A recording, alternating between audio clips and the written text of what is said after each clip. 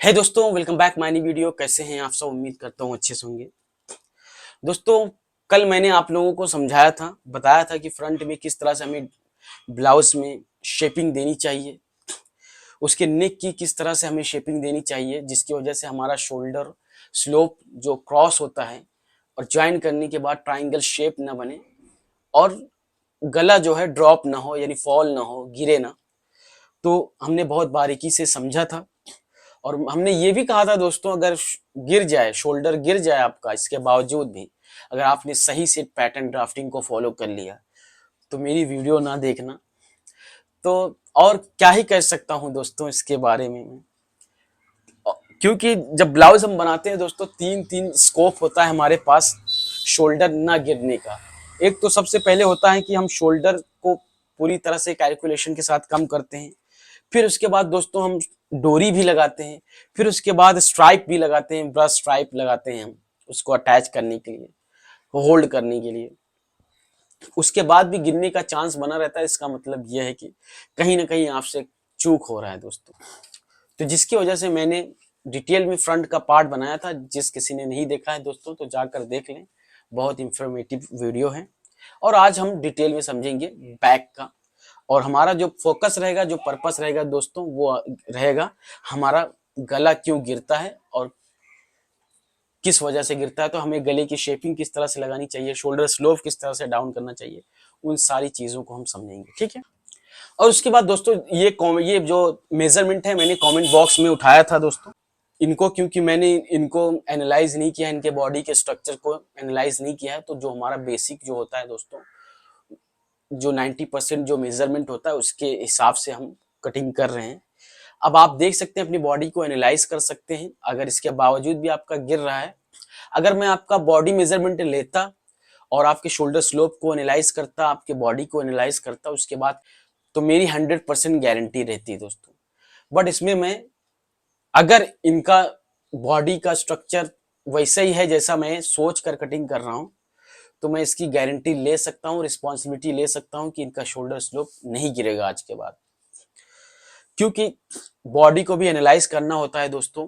Measurement लेते वक्त बहुत सी चीजों का ध्यान देना पड़ता है, जिसकी वजह से हमें, जो हमारे बिगिनर्स हैं उनको समझ में नहीं आता है, तो उनका बना ही रहता है ये शोल्डर स्लोप और ये शोल्डर ड्रॉप होने का जो प्रॉब्लम है वो बना ही रहता है। चलिए हम मेजरमेंट सुन लेते हैं दोस्तों। जो ब्लाउज की लंबाई है वो है 13.5 इंच। जो ब्लाउज का शोल्डर है दोस्तों वो है 13 इंच।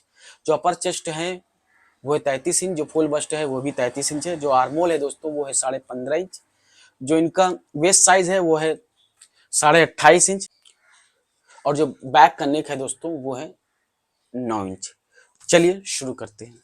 तो जैसा कि दोस्तों 1.5 इंच हम डाउन करेंगे शोल्डर स्लोप के लिए, बैक का पैनल। और लेंथ हमारा है 13.5, तो हम 13.5 पे ही लगाएंगे। तो हमारा लेंथ है 13.5, तो 13.5 पे ही हम लेंथ लगाएंगे दोस्तों। बहुत से लोगों के मन में आया होगा दोस्तों, क्योंकि फ्रंट का पैनल हमने 13.5 रखा था, बैक का भी 13.5 ही रख रहा हूं। तो बैक का भी हम 13.5 ही रखेंगे, कम ज्यादा नहीं करेंगे। वो इसलिए दोस्तों क्योंकि हाफ इंच का डिफरेंट आएगा बैक एंड फ्रंट के लेंथ में, पफ की वजह से। बट जैसे कि हम आर्मोल लेंथ बैक का बड़ा रखते हैं हाफ इंच फ्रंट के कंपैरिजन में, तो वो हाफ लेंथ हमारा बैक में प्लस हो जाता है फ्रंट का, तो जिसकी वजह से हमारा लेंथ बराबर हो जाता है, ठीक है। तो हम 13.5 ही इसको रखेंगे।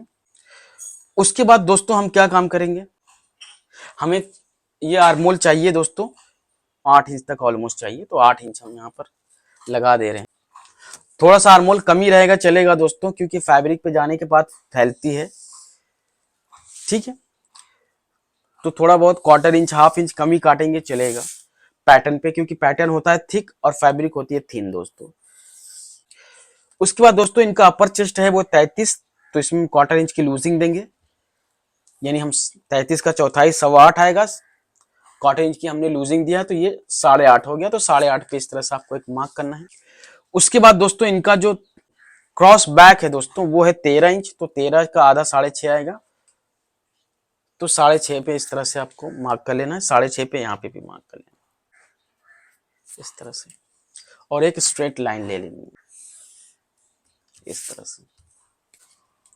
उसके बाद दोस्तों आर्मोल की लेंथ हमें देख लेनी है 6.5 हमारा यहाँ पर यहाँ तक मिल रहा है, उसका आधा 3.25 आएगा, तो 3.25 पे इस तरह से एक मार्क करना है। उसके बाद आपको 1/4 इंच तक इस तरह से आउटसाइड लेना है, क्योंकि इनका शोल्डर 13.5 ऑलमोस्ट है।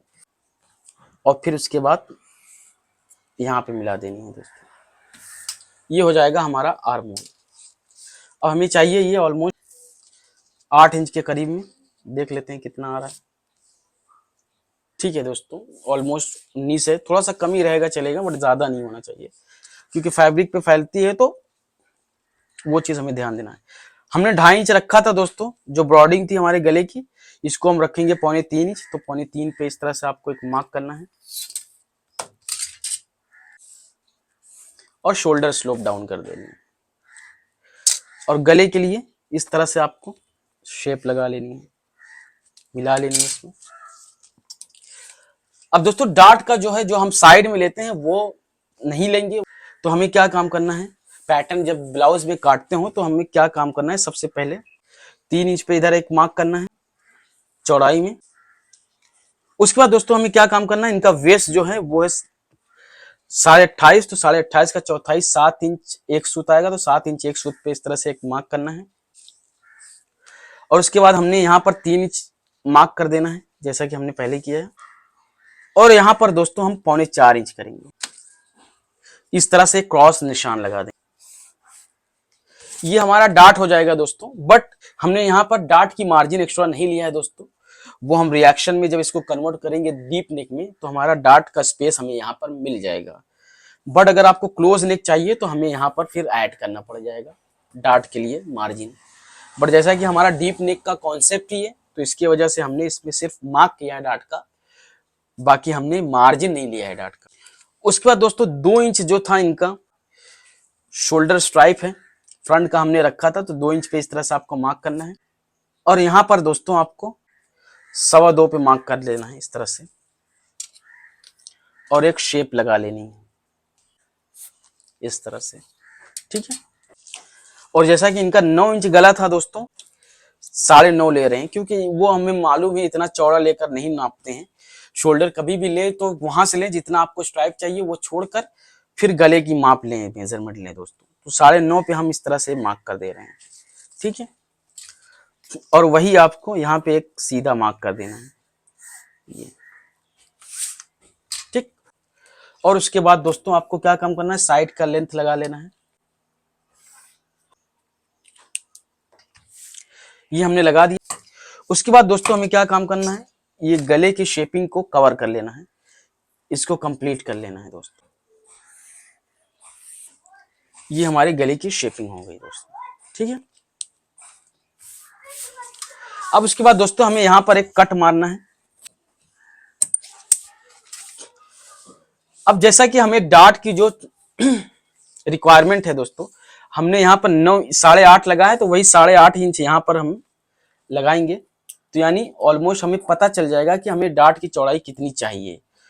तो हम इसमें ऑलमोस्ट 1 इंच का डार्ट देंगे, बाकी जो बच रहा है 1/4 इंच दोस्तों, वो हमारे साइड में शेपिंग आएगी, यानी 1 इंच का हमारा डार्ट आएगा। तो वही 1 इंच का डार्ट हमें यहां पर मारना है दोस्तों, यानी हाफ हाफ करके यहां पर इस तरह से मार देनी है। ये देख सकते हैं, अब 1 इंच का स्पेस हमें डार्ट के लिए मिल गया है दोस्तों। तो ये प्लीट आप जब मारेंगे तो ऑटोमेटिक हमें डार्ट का स्पेस मिल जाएगा। ठीक है, तो इस हिसाब से आपको काट लेना है। अब डार्ट का रिएक्शन भी मिल गया है। अब हमें यहां पर क्या काम करना है दोस्तों, जैसा कि 1/4 इंच हमने लूजिंग दिया है इसमें, अब हम इसको कन्वर्ट कर रहे हैं डीप नेक में, तो इसमें हमें 1/4 इंच निकालना पड़ेगा दोस्तों। तो हम क्या काम करेंगे, 1/4 इंच यहां पर एक मार्क करेंगे इस तरह से, और आपको स्केल रखना है यहां से 0 से, और इस तरह से क्रॉस मार्क कर देना है दोस्तों। ठीक है, और ये जो गले की शेपिंग है दोस्तों हमें कंप्लीट कर लेनी है। गले की शेपिंग जो है दोस्तों यहां पे थी हमारी, ये इस तरह से गले की शेपिंग लगा देंगे। थोड़ा सा ऊपर की तरफ ही लगाना है दोस्तों, नीचे की तरफ उठाना नहीं है आपको। ठीक है, इस तरह से आपको गले की शेपिंग लगा देनी है। अब ये हो गया दोस्तों हमारा डीप नेक। अब यहां पर हम इसको फोल्ड कर देंगे। अब जब हम इसको काटेंगे दोस्तों तो हमारा फैब्रिक पे इस तरह से आएगा, ठीक है। अब इसको हम फटाफट पहले काट लेते हैं।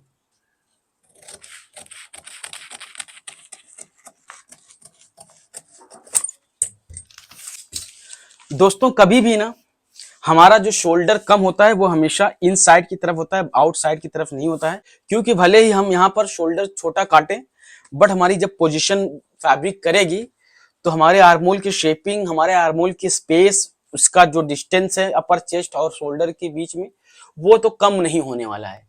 डिजाइन आप भले ही ब्लाउज की चेंज कर दें, बोट नेक कर दें, डीप नेक कर दें, क्लोज नेक कर दें, लेकिन हमारा जो बॉडी का आकार है, जो स्ट्रक्चर है, वो तो चेंज नहीं होगा। हमें ब्लाउज की कटिंग को चेंज करना है और बॉडी पे जाने के बाद जैसी हमारी बॉडी है उसी पे बैठना चाहिए, ठीक।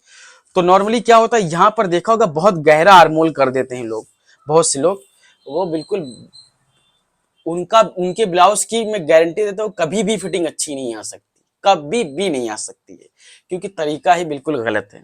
अगर आप एकदम, क्या काम करते हैं वो लोग, ये इस लेंथ को कम कर देते हैं, इस लेंथ को कम करेंगे और यहाँ पर इधर बढ़ा दिया, यहाँ पर बढ़ाया और इसको गहरा कर दिया। अब भाई जाहिर सी बात है, हमें आर्मोल की लेंथ को कवर करने के लिए डिस्टेंस कम करना पड़ जाएगा। यानी जब हम ये गहराई ज्यादा रखेंगे तो हमें लंबाई कम करना पड़ जाएगा, आर्मोल की लेंथ कम करनी पड़ जाएगी अगर हम गहराई ज्यादा कर देंगे। तो वो गहराई कर देते हैं जो कि बिल्कुल गलत तरीका, इतना गहरा तो होगा ही नहीं। वो पता चलता है कि कितने आपके आर्मोल की गहराई है, वो आपके across back and across front से पता चलता है दोस्तों, उससे ज्यादा नहीं होता है। तो बहुत से लोग यहां तक कर देते हैं, वो बिल्कुल गलत तरीका है, क्योंकि बॉडी पे जाएगा तो इतना बॉडी फिटिंग आएगी नहीं दोस्तों, किसी भी एंगल में नहीं आएगी। उसके बाद हमें क्या काम करना है, इसको काट लेना है दोस्तों ये साइड में। अब दोस्तों जैसा कि यहां पर हमने प्लीट मार दिया है, अब हमें क्या काम करना पड़ेगा, इसको इस तरह से मिलाने के बाद यहां पर 1/4 इंच इन साइड की तरफ इस तरह से आपको निकालना है, ठीक है, इस तरह से।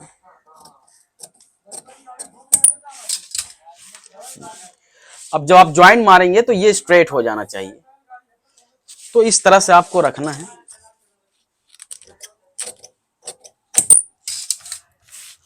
ये हो गई हमारे बैक की ड्राफ्टिंग दोस्तों।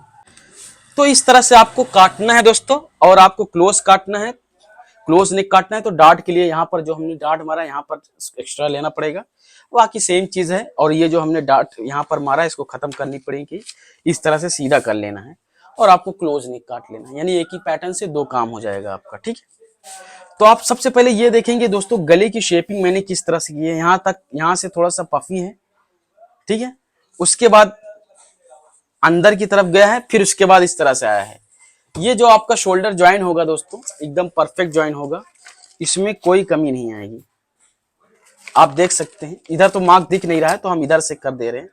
तो आप देख सकते हैं ये जो हमारी मार्किंग जा रही है, यहां पर भी ट्राइंगल शेप नहीं हो रहा है ज्वाइन होने के बाद, और यहां पर भी ट्राइंगल शेप नहीं हो रहा है, राउंड आ रहा है। तो ये क्या होता है, जब आप ट्राइंगल शेप इस तरह से चोंच टाइप का आएगा आपका शोल्डर, तो वो गिरेगा, डेफिनेटली गिरेगा, क्योंकि ये तरीका बिल्कुल गलत हो जाता है। तो कभी भी जब ज्वाइन करें तो आप देख लें, इस तरह से यहां पर भी स्ट्रेट आना चाहिए और यहां पर भी स्ट्रेट आना चाहिए। आर्मोल ज्वाइन होने के बाद भी स्ट्रेट आना चाहिए और गला ज्वाइन होने के बाद भी स्ट्रेट आना चाहिए। ये मैं रिवर्स इसलिए रखा हूं क्योंकि बात एक ही हो जाएगी, दोनों की शेपिंग वैसे ही है। अगर गड़बड़ होती तो इधर के भी गड़बड़ आ जाती। यहाँ मार्किंग है इसलिए आपको दिखेगा, मार्किंग की वजह से मैं यहाँ पर रखा हूं दोस्तों। तो इस तरह से शेपिंग आनी चाहिए। उसके बाद इन सब चीजों को आप फॉलो कर लेंगे, गले की शेपिंग को फॉलो कर लेंगे, आपका शोल्डर इसके बाद अगर गिर गया तो उसकी रिस्पॉन्सिबिलिटी मेरी है 100%, और नहीं गिरा तो वो डेफिनेटली मेरी ही होगी। तो इस तरह से डीप नेक में आप कन्वर्ट कर सकते हैं। इसके बाद आपका शोल्डर गिरेगा नहीं दोस्तों, बस ये आपको फोल्ड करना है और फैब्रिक पे स्ट्रेट रख लेना है इस तरह से। आई होप कि ये कॉन्सेप्ट आप लोगों को समझ में आया होगा दोस्तों। आप लोग सब्सक्राइब नहीं करते हो दोस्तों, मैं स्टिचिंग की वीडियो नहीं डाल सकता, उसके लिए दोस्तों हमारे पास सेटअप नहीं है सही से, तो जिसकी वजह से स्टिचिंग की वीडियो मैं नहीं डाल पाता हूँ। हालांकि एक आध डाला हूँ, एक आध 2, लेकिन हाँ, कटिंग के मामले में दोस्तों जो भी आप बोलोगे वो चीज मैं बता सकता हूँ। किसी भी टॉपिक से रिलेटेड आप लोगों को वीडियो चाहिए, कोई भी प्रॉब्लम से कमेंट बॉक्स में मेंशन करें, मैं नेक्स्ट वीडियो आपके नाम से शूट करूंगा दोस्तों। और कोई भी प्रॉब्लम है वो भी शेयर करें, मैं रिस्पॉन्स करूंगा, उसका एक स्पेशली वीडियो बनाऊंगा ताकि आप लोगों की प्रॉब्लम सॉल्व हो जाए। उम्मीद करता हूं दोस्तों ये वीडियो काफी हेल्पफुल लगा होगा, काफी पसंद आया होगा। अगर पसंद आए तो like and share and subscribe जरूर करें, अपने दोस्तों को भी शेयर करें। मिलते हैं नेक्स्ट वीडियो में, तब तक के लिए बाय बाय।